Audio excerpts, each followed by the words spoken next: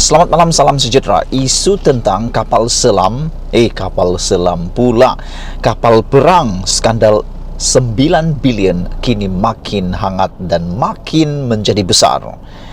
Memang patutlah sebuah siasatan diraja harus ditubuhkan untuk menyiasat siapa dalang dan apakah penyelesaian terbaik kepada isu skandal 9 bilion kapal perang tak siap-siap ini. Dan yang paling mengejutkan hari ini, kali ini yang di Pertuan Agong mula diheret di dalam isu kapal perang ini apabila Parti Bersatu menyerahkan memorandum pada Agong untuk menggesa supaya Agong menubuhkan satu RCI, siasatan diraja bagi menyiasat skandal 9 bilion ini. Inilah yang kita tunggu-tunggu, inilah berita yang kita tunggu-tunggu, inilah keputusan yang terbaik yang harus dibuat. Yang salah harus dihukum, yang salah harus disiasat. Jangan biarkan ianya terus bernanah, terus menjadi kanser barah di dalam negara kita. Ini melibatkan kedaulatan negara kita. Apa yang terjadi hari ini, Bersatu telah menyerahkan memorandum kepada yang di Pertuan Agong. Ini bukan baru mau menyerahkan, tetapi Bersatu telah pun menyerahkan memorandum kepada yang di Pertuan Agong. Kita ucapkan tahniah kepada Parti Bersatu atas keberanian untuk melibatkan yang di Pertuan Agong dalam isu LCS ini. Hari ini Bersatu telah menyerahkan memorandum kepada yang di Pertuan Agong, Sultan Abdullah Sultan Ahmad Shah, meminta supaya siasatan diraja satu Suruhanjaya diadakan untuk menyiasat projek kapal tempur pesisir LCS. Ketua penerangannya Wan Saiful Wanjan berkata, parti itu mahu kerajaan memulakan RCI bagi menyiasat kapal yang tidak dihantar seperti dijadualkan. Mereka kata kapal tidak dihantar seperti dijadwalkan kerana menurut perjanjian yang telah keluar baru-baru ini, kapal itu sepatutnya ada yang sudah dihantar siap 2019. Bukan dikatakan tak wujud, tapi kerana tak sampai-sampai mengikut perjanjian. Itu yang dikatakan oleh pihak yang mahu RCI ini. Kes ini adalah kes besar yang telah mengambil sejumlah besar dana rakyat, kata mereka lagi.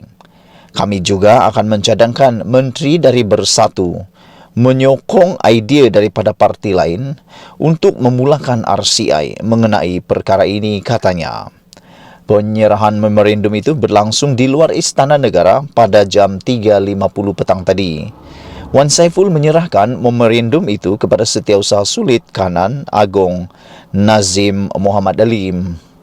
Wan Saiful juga berkata, RCI perlu ditubuhkan kerana eksekutif tidak akan dapat menyiasat perkara itu secara adil. Yang ini aku setuju. Kalau bukan RCI yang menyiasat, pasti akan ada berat sebelah. Apalagi kalau ianya melibatkan parti politik, melibatkan pemimpin-pemimpin, sekutu-sekutu, kroni-kroni dan sebagainya. Manalah ikan-ikan bilis ini sanggup nak bagi keputusan melibatkan ikan-ikan jerung, kan? Tapi kalau RCI yang dibuat, siasatan diraja ini bebas di bawah kendalian terus kepada yang di Pertuan Agong. Aku yakin keputusan yang akan diambil, siasatan yang akan dibuat adalah lebih telus, lebih baik berbanding dengan siasatan yang hanya melibatkan parti politik. Yang ini aku setuju.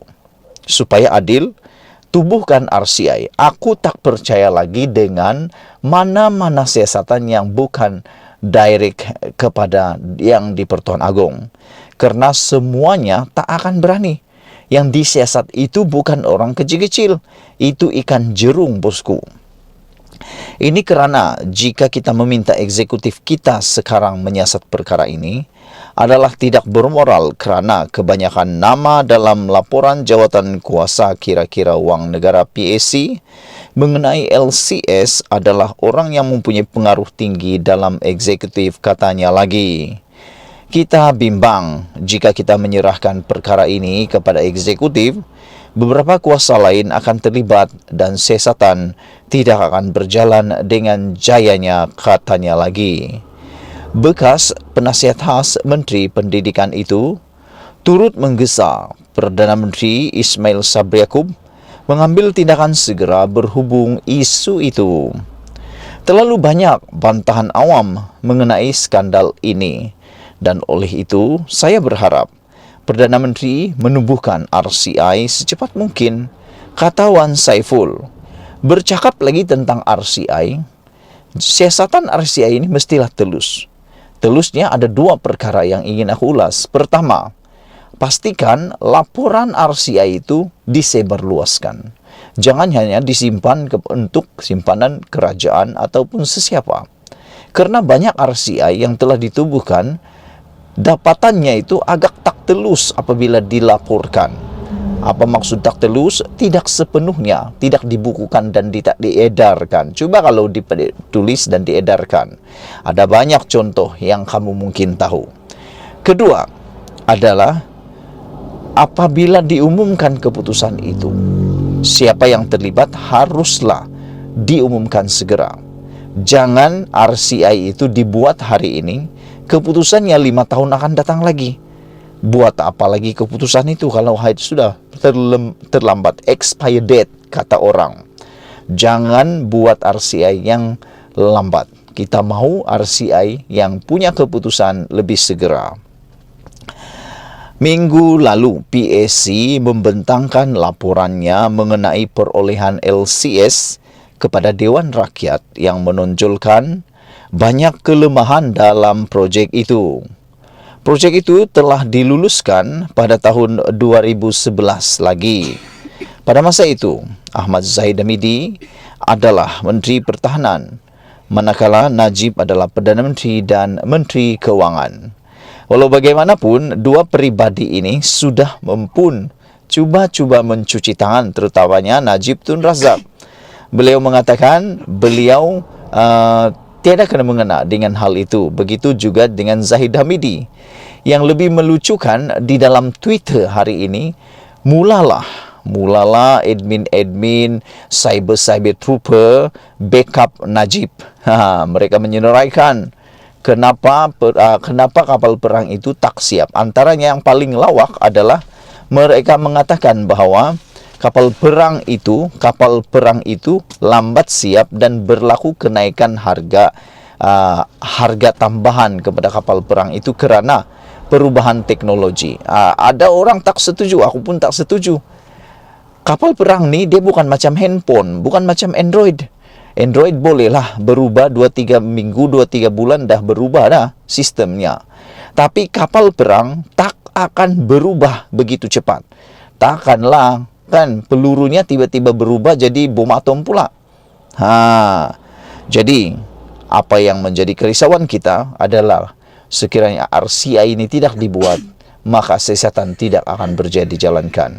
Aku setuju RCI dijalankan dan mohon kepada Yang Duli Yang Maha Mulia yang di Pertuan Agung agar dapat mempertimbangkan memorandum bersatu ini untuk membuat atau menubuhkan RCI bagi menyiasat LCS ini. Malaysia kita punya, kita jaga sama-sama cintai Malaysiaku. Kita jumpa lagi. Bye-bye.